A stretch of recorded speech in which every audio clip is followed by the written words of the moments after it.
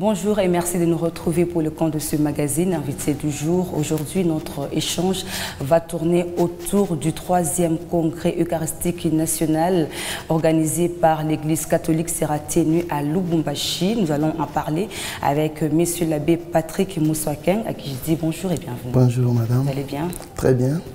Alors avec vous, nous allons parler de cette rencontre ecclésiastique qui aura lieu à Lubumbashi au mois de juin. Nous aimerions d'abord savoir, avant de poser des questions qui cadrent avec l'organisation, c'est quoi d'abord un congrès eucharistique national? Voilà, merci beaucoup.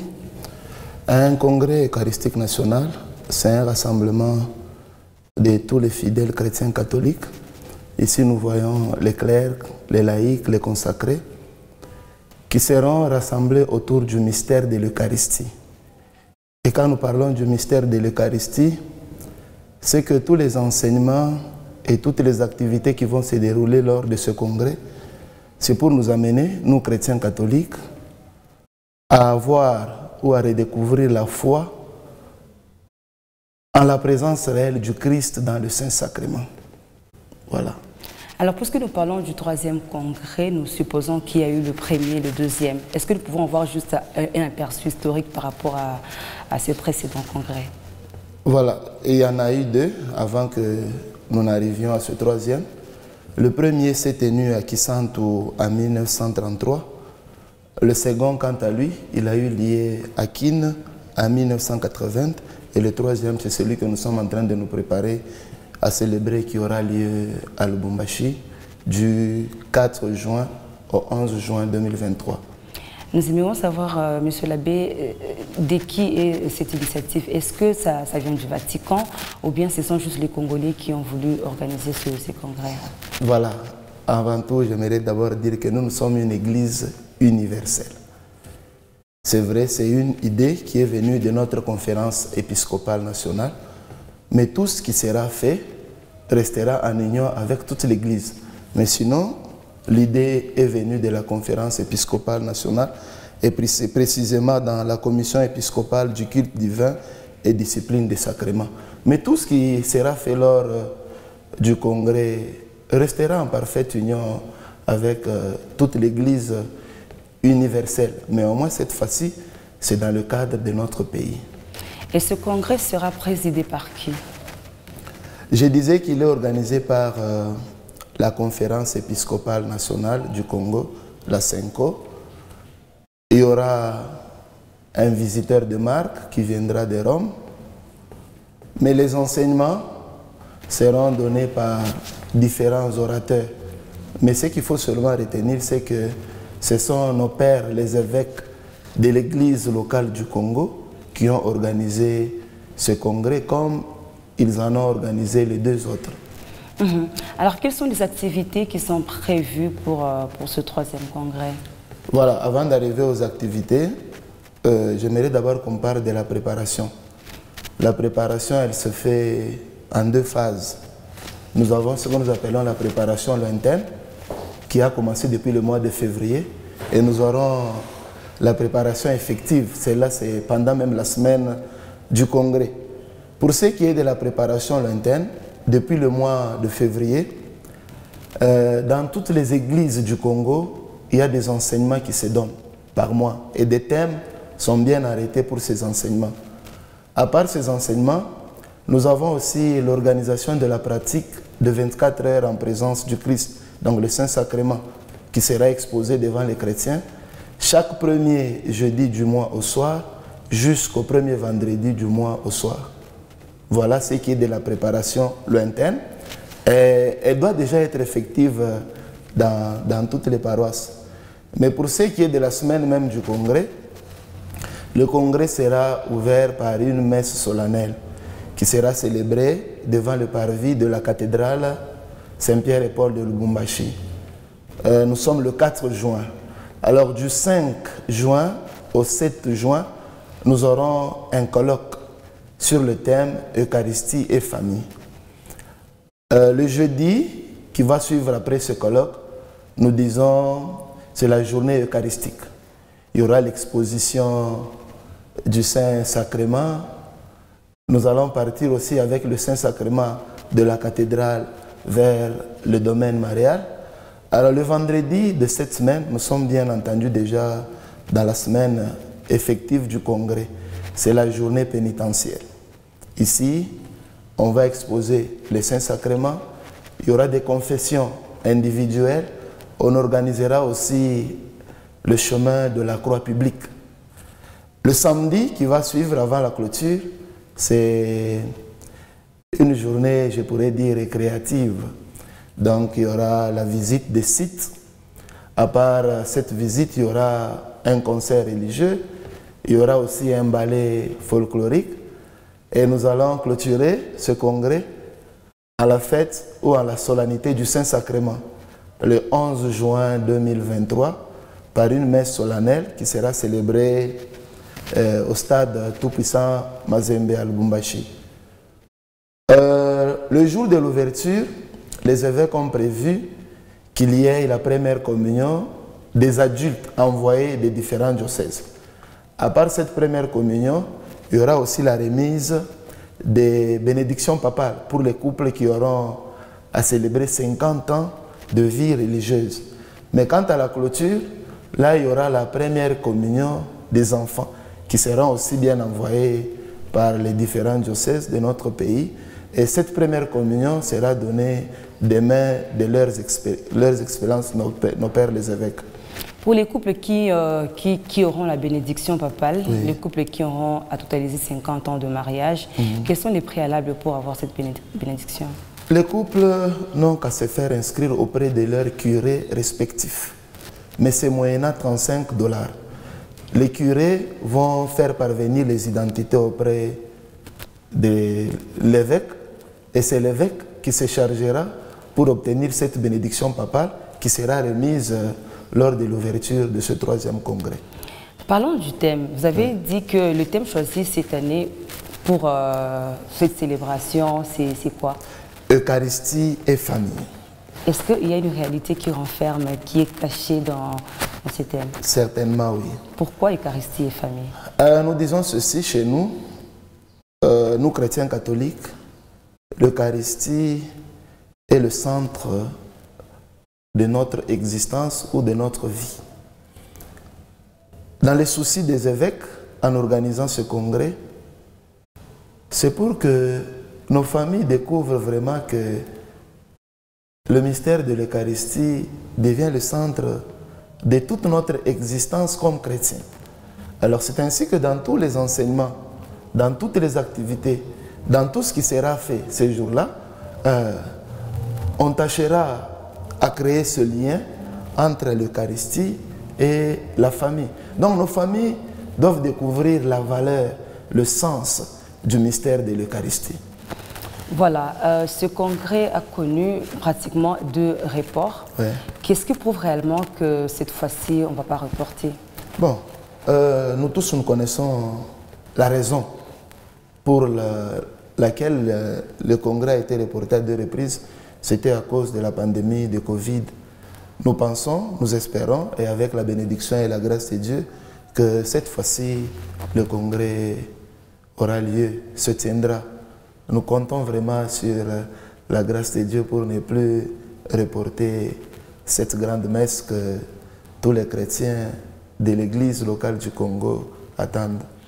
Et qui doit participer à ce congrès? Est-ce que c'est juste les religieux ou bien même les laïcs qui peuvent participer à ce congrès? Voilà, quand vous m'avez posé la question sur le congrès même, je pense que j'ai dit que c'est un rassemblement de tous les chrétiens catholiques. Il y a les clercs, il y a les laïcs, il y a les consacrés. Mais dans l'équipe d'organisation, on a réservé à chaque diocèse 8 places. Mais s'il y a les volontaires, ceux qui veulent aussi participer à cette grande fête, dans tous les diocèses, il y a les points focaux. Ainsi donc, ceux qui veulent, ils s'enregistrent auprès de leur point focal, moyennant 50 $. Je m'explique, pour les 50 $, ce n'est pas pour le logement. Ou pour... Les 50 $, c'est pour avoir droit de participation au colloque, pour avoir le macaron qui va vous aider lors de la messe d'ouverture et aussi lors de la messe de fermeture. Donc à part les 8 qui seront pris en charge par le comité d'organisation, les autres chrétiens sont invités. Et ici, nous voulons lancer un appel à tous les chrétiens de notre diocèse. Il y en a qui ont déjà commencé à se faire enregistrer. Nous voulons que cela soit fait le plus tôt pour que les places soient réservées. C'est moyennant simplement $50. Voilà.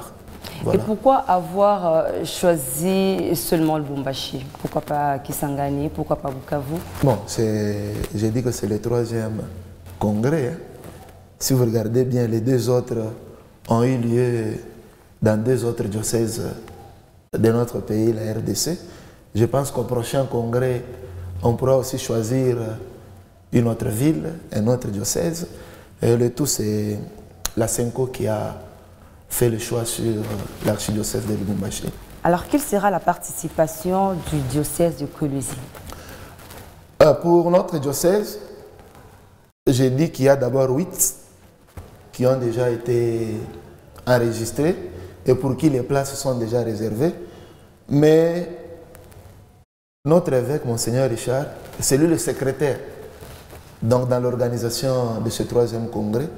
Et c'est pourquoi nous avons voulu profiter de votre plateau pour sensibiliser tous nos chrétiens.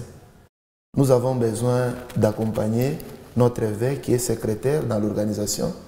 Donc, que nous nous fassions tous violence pour que la participation puisse être effective, pour que nous puissions être nombreux du diocèse de Kolwezi, bon, afin aussi de redonner une autre couleur à notre diocèse et encourager le secrétaire qui est notre père, Monseigneur Richard. Est-ce qu'il y aura des recommandations applicables à l'Église du Congo juste après ce congrès? Bien entendu, après chaque événement, il y a toujours des recommandations, mais à mon avis, les recommandations vont rester dans l'objectif de l'organisation de ce 3e congrès.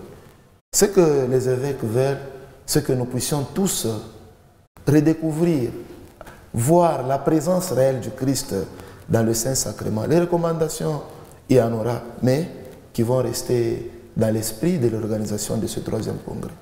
Juste une question de curiosité, Monsieur l'abbé. Pourquoi attendre beaucoup d'années pour organiser un congrès? Parce que vous avez dit que le premier congrès était c'était en 1933, le deuxième en 1980 et le 3e c'est en 2023. Pourquoi attendre des longs moments, au moment où c'est vraiment une action très importante pour les enfants de Dieu? Oui, c'est une activité très importante pour nous chrétiens. Mais il y a aussi des conditions pour arriver à l'organisation de ces grands événements. Il y a beaucoup de facteurs qui entrent en jeu. Et ici, c'est à la conférence épiscopale nationale du Congo de voir est-ce que les moyens sont réunis, les conditions sont réunies pour que ce grand événement puisse avoir lieu. En fait, comme tel, il n'y a pas une durée bien arrêtée pour l'organisation de ce grand événement. Mais le tout revient à nos pères les évêques. C'est eux qui déterminent le moment, les lieux et comme je l'ai dit, ils dépendent de beaucoup d'autres facteurs. Alors comme c'est une grande action, c'est vraiment important pour le chrétien.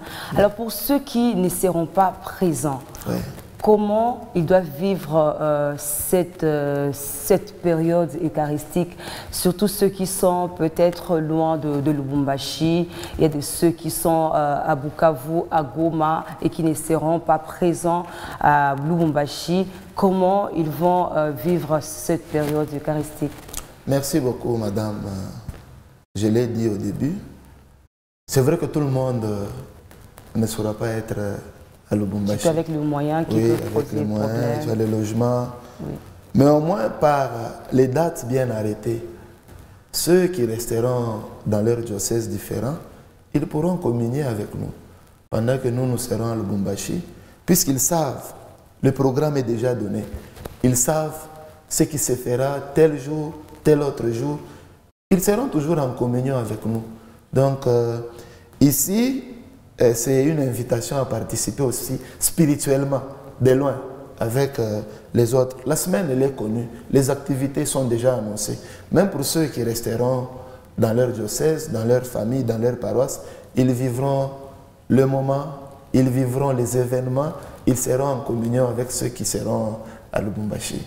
Le congrès aura lieu au mois de juin. Oui. Quelle attitude qu'il faut avoir en tant que chrétien pour attendre ces grands moments? Voilà, c'est un grand événement. Hein, et nous ne sommes que des hommes. Nous avons Dieu au-dessus de nous, qui est le maître des temps et des circonstances. Nous avons déjà prévu cette grande manifestation.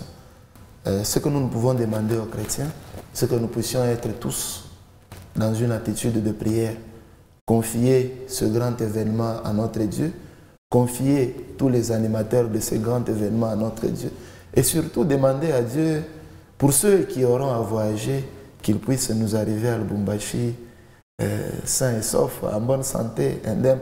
Donc nous voulons que nous puissions tous être en union de prière afin que cet événement puisse réussir.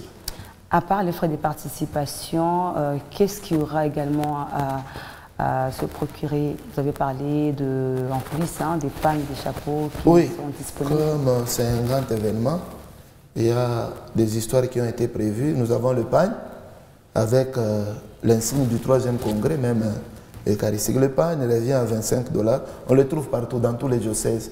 Nous avons les t-shirts, nous avons les képis qui reviennent, qui à leur tour à 10 $. Oui. Ils ne sont pas vendus seulement à ceux qui se rendront à Lubumbashi. Même ceux qui vont rester, ils peuvent aussi s'en en procurer, comme je le disais. Ainsi, nous serons tous en communion. Et avec ceux qui resteront dans leur diocèse et ceux qui seront avec nous à Lubumbashi. Et ça sera également pour eux une façon de soutenir cette action. C'est grand événement, oui, oui. Et vous allez inviter beaucoup de personnes. Il y a ceux qui vont provenir de différentes provinces. Oui. Les invités. Beaucoup d'invités qui viendront pas seulement de notre pays, bien que ce soit un congrès eucharistique national. Oui. Il y aura aussi certains qui viendront d'autres cieux. Au moins, l'organisation, elle est tout à fait nationale. En gros, M. l'abbé, qu'est-ce que nous pouvons retenir de ce congrès? Merci. Ce qu'on doit retenir, c'est que devant nous se pointe un grand événement.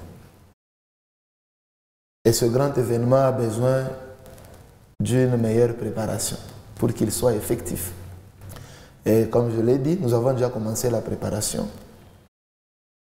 Et lorsque nous arriverons à la semaine même proprement dite, les événements retenus, les événements prévus se passeront selon notre programme. Donc en gros, ce que moi je pourrais dire, c'est sensibiliser tous nos frères, toutes nos sœurs, ceux qui se sentent intéressés par ce grand événement, que nous puissions prendre à bras le corps afin que la réussite ne puisse pas seulement être du côté de ceux qui organisent, mais que la réussite puisse aussi faire la joie de tous les participants. Merci beaucoup, Monsieur l'abbé, d'avoir répondu à nos différentes questions. Mesdames et messieurs, c'est une invitation qui est lancée à tout le monde. Venez, c'est une occasion pour nous de promouvoir la foi eucharistique. C'est donc par là qu'on va mettre un point final à ce numéro. Merci de votre attention. Au revoir. Merci.